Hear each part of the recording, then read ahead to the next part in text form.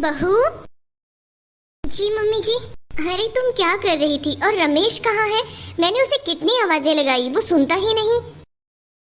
क्या बताऊं मम्मी जी, कल रात भी 12:30 बजे घर आए थे। मैं बहुत परेशान हो गई हूँ। मुझे समझ नहीं आता कि ये इतनी ड्रिंक क्यों कर रहे हैं। कभी कभार तो मन को मना लेती हूँ, लेकिन जब ये हर दिन ड्रिंक करके घर आते हैं तो मुझे अपने दोनों बच्चों के फ्यूचर की चिंता होने लगती है। पता नहीं मम्मी जी, मैंने तो इनसे इतनी बार पूछा कि कोई टेंशन है तो मुझे बताओ, लेकिन मम्मी जी ये कोई जवाब ही नहीं देते। और बात तो ऐसे करते हैं कि अगर मैंने सही समय पर जवाब नहीं दिया इनकी बात का तो हाथापाई पर आ जाएंगे। मम्मी जी, जब हमारी शादी हुई थी ना, तब आपने बोला था कि हमारा बेटा कोई नशा नहीं करता है, लेकिन फिर शादी के बाद ऐसी कौन सी टेंशन है जो इन्हें खाई ही जा रही है? हर दिन लगातार ड्रिंक करना, मुझे तो अब इनकी सेहत की भी चिंता होने लगी है। बहू, अब देखो कुछ चीज़ों की आदत लग जाती है, और शादी से पहले ये सच में नशा नहीं करता था। मैं खुद परेशान हो गई हूँ। अब तुम्हारे पिताजी को अगर पता चला तो। मम्मी जी, बच्चे जो देखते हैं वही सीखते हैं। मैं अपने बच्चों को ऐसी परवरिश दे रही हूँ, ऐसे माहौल में रख रही हूँ, कल को मेरे बच्चे क्या ही सीखेंगे। बहू, तुम्हारे लिए सच में दिल से फील हो रहा है, लेकिन मैं क्या करूं? मैं जितना इसे सुधार सकती थी, जितना कोशिश कर सकती थी, मैंने कोशिश की।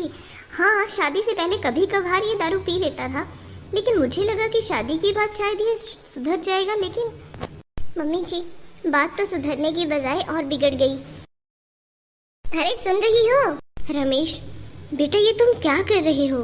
अरे मम्मी, मैंने क्या कर दिया? अभी तो मैं सोकर उठा हूँ। तुम क्यों इतना परेशान कर रहे हो सबको? अगर एक आदमी ऐसे गलत काम में पड़ जाए तो पूरे घर का माहौल खराब हो जाता है। मम्मी, बात ऐसी है कि सुबह सुबह मुझे कोई लेक्चर नहीं चाहिए। ये 10 पन्नों का भाषण बाद में दे लेना। कविता, मेरे लिए नाश्ता लगाओ। रमेश बेटा सुनो तो। क्या है मम्मी? मैं बोल रही थी कि तुम्हारे पिताजी को आज चेकअप के लिए लेकर जाना है, क्या तुम चलोगे? मम्मी, मुझे अपने दोस्त के साथ देहरादून जाना है किसी काम से।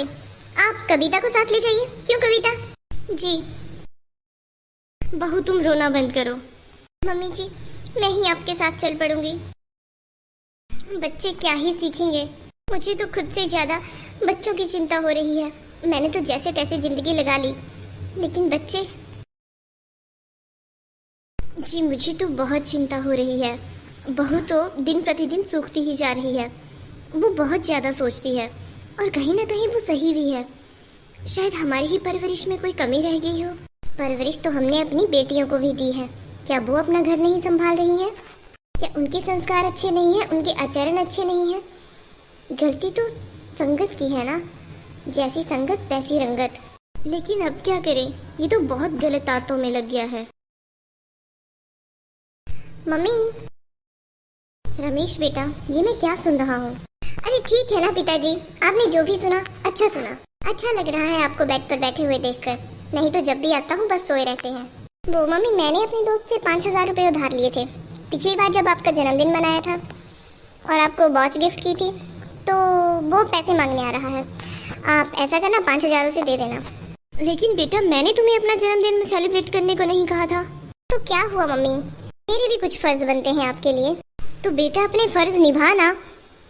अब तूने जन्मदिन मनाया है तो पैसे भी तो तुझे ही देने हैं। पिताजी, मैं इस घर की होम मिनिस्टर से बात कर रहा हूँ, कृपया आप चुप ही रहे। मम्मी, 5,000 उसे दे देना और 2,000 मुझे दे दीजिए, मैं देहरादून जा रहा हूँ। लेकिन बेटा मेरे पास। अरे मम्मी, ये गरीबों वाला रोना धोना बंद करो। जब मेरे पास होंगे मैं तुम्हें वापस कर दूंगा। बेटा मेरे पास है ही नहीं। मम्मी, मैंने बोला ना मुझे पैसे चाहिए तो बस चाहिए, नहीं तो मैं इस घर का एक एक सामान बेचना शुरू कर दूंगा, और तो और कविता के गहने बेचना शुरू कर दूंगा। फिर आपको अच्छा लगेगा क्या? अच्छा ठीक है, अभी देती हूँ। अपने बेटे को ऐसे बर्बादी की ओर जाते देखकर बिल्कुल अच्छा नहीं लग रहा। अरे कविता, बात तो सुनो। जी कविता, मैं एक बहुत ही बड़े जंजाल में फंस गया हूँ, मुझे तुम्हारी हेल्प चाहिए। देखिए जी, मुझे आपकी कोई हेल्प नहीं करनी है। कविता, मैं भी ये सब छोड़ना चाहता हूँ, लेकिन मेरे पास कोई वजह नहीं थी। लेकिन पिताजी को ऐसे बीमारी में पड़े देखकर मुझे लगता है मुझे अब सुधर जाना चाहिए। लेकिन मैं क्या करूँ, मैं कैसे सुधरूँ? जैसे ही खुद में सुधार लाने की सोचता हूँ, कोई ना कोई मुसीबत आन पड़ती है। आप सच में सुधरना चाहते हैं क्या? हाँ कविता, मैं सच में सुधार करना चाहता हूँ खुद में। मैं सब काम छोड़ना चाहता हूँ और मैं भी कोई ढंग की छोटी मोटी जॉब देखकर सेटल होना चाहता हूँ। लेकिन मैं क्या करूँ? मुझे कुछ दोस्तों के 40,000 रुपये देने हैं। जैसे ही मैं उन्हें पैसे देने से मना करता हूँ, वैसे ही वो मुझे घर में आकर मारने की धमकियाँ देते हैं। जैसे ही उन सबके पैसे चुकता कर दूंगा, ये सारी गलत आदतें छोड़ दूंगा। सच में क्या? विश्वास करो कविता, मैं भी चाहता हूँ कि मैं अपनी फैमिली के साथ थोड़ा टाइम स्पेंड करूँ, तुम्हें कहीं बाहर घुमाने लेकर जाऊँ, मम्मी को पिताजी को कहीं अच्छे सी जगह मंदिर लेकर जाऊँ। लेकिन मैं अपनी कुछ गलत आदतों की वजह से बहुत ही गलत फंसा हुआ हूँ। जी आप रोइए मत। आपको कितने पैसे चाहिए? आप बस ये सब चीज़ें छोड़ दीजिए, मैं आपको पैसे देती हूँ। यही कोई 40,000 मैंने ही कमेटी में पैसे जमा किए हुए हैं। मेरे पास जितने भी पैसे होते थे मैं वहाँ डाल देती हूँ। मैं अभी सपना दीदी के यहाँ जाकर वो सारे पैसे निकाल कर लेके आती हूँ। वाह, मैं तो बहुत अच्छी एक्टिंग कर लेता हूँ। इसके लिए तो मुझे अवार्ड मिलना चाहिए। बेवकूफ़ कविता, कविता को बेवकूफ़ पत्नी का। चलो भाई, अब पैसे तो आते ही होंगे, थोड़ा अपना पैकिंग कर लेता हूँ। देहरादून जा रहा हूँ, घूम कर आऊँगा। मैं भी जानती हूँ कि बहू को उसे पैसे देने ही नहीं चाहिए थे।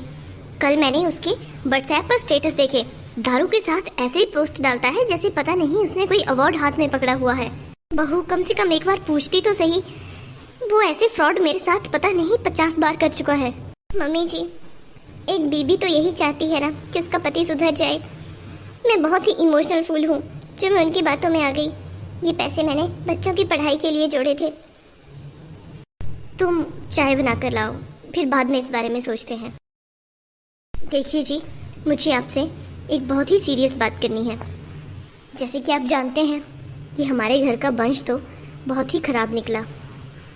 मैंने सोचा था कि ये बहुत ही समझदार लड़का होगा, धीरे धीरे सुधर जाएगा। लेकिन रमेश ने तो हर हालत में सुधरने का नाम ही नहीं लिया।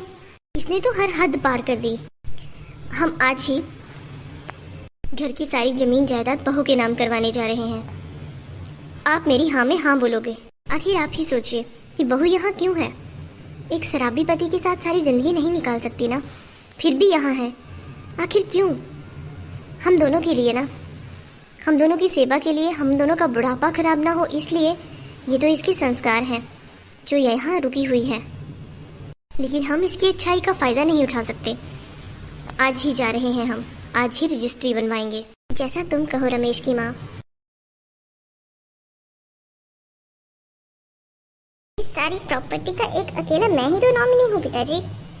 आज नहीं तो कल ये सब मेरे ही नाम होनी है, तो क्या मैं उसे बाद में नहीं बेच सकता? और मैं आपसे मांग ही क्या रहा हूँ? पड़ोस वाला एक प्लॉट ही तो मांग रहा हूँ। मैं थोड़े से पैसों से फ्री हो जाऊंगा तो सुधर जाऊंगा। देखिए, जमीन तो आपको नहीं मिलेगी ना वो प्लॉट मिलेगा। तुम होती कौन हो मेरे और जमीन के बीच, I mean, मेरे और पिताजी के बीच में बोलने वाली? प्लॉट की मालकिन। क्या? जी हाँ, हमें पहले से ही पता था कि आज नहीं तो कल आप जमीन बेचने का नाम जरूर लोगे। इसीलिए मम्मी और पिताजी ने वो सारी जमीन मेरे नाम करवा दी है। अब आप सुधरो या बिगड़ो, मुझे कोई फर्क नहीं पड़ता। लेकिन हाँ, ये घर भी मेरे नाम है और इसमें ऐसे सदस्य बिल्कुल नहीं रहेंगे जो घर का माहौल खराब करते हो। ये तुम मुझे बोल रही हो पिताजी? अब मैं क्या कहूँ बेटा, अब जिसका घर है उसी से पूछो, जैसा तुम्हें अच्छा लगे। बहू, पिताजी आपकी दवाई का समय हो गया। मम्मी। हाँ बेटा बोलो। ये मैं क्या सुन रहा हूँ? आपने सारी जमीन इस गवार के नाम करवा दी? भूलो मत बेटा, जितना तुम 7 जन्मों में पढ़ाई नहीं कर सकते उतना ये एक जन्म में ही करके बैठी है। मम्मी, ये मुझे घर से निकालने की धमकी दे रही है। देखो बेटा, अगर दारू पी कर आओगे तब तो ये घर में एंट्री नहीं देगी। अब समझना तो तुम्हें ही है, या तो अपने उन बेबड़ो दोस्तों के साथ रह लो या तो इस घर में शांति से बिना दारू पिए। अब हम खुद इसके घर में रह रहे हैं तो हमारे बनाए रूल तो नहीं चलेंगे ना। बहू, जैसे तुम्हें अच्छा लगे। जी मम्मी जी, आप रेस्ट कीजिए, मैं अभी आपकी चाय बना कर आती हूँ। ठीक है बहू। कविता, तुम तो जानती हो मैं सुधरने वाला हूँ। जी हाँ, आपका बैग पैक करके नीचे बरामदे में रख दिया है। जब सुधर जाओ तो घर में आ जाना। उतने दिन के लिए कृपया घर से संन्यास ले लें और अपने बेवड़े दोस्तों के साथ कहीं रुक जाएं। कविता, आप इधर से जा सकते हैं। अरे ये क्या हो गया? कविता सुनो तो।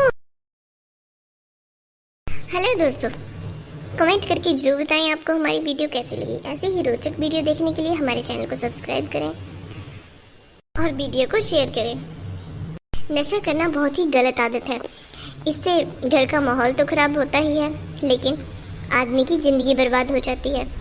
जो आदमी नशा करता है उसे तो ये पता भी नहीं होता कि उससे जुड़े हर एक इंसान की ज़िंदगी पर उसका असर हो रहा है। तो हमारा आपसे अनुरोध है कि नशे से दूर रहें। मिलेंगे अगले वीडियो में। Bye bye.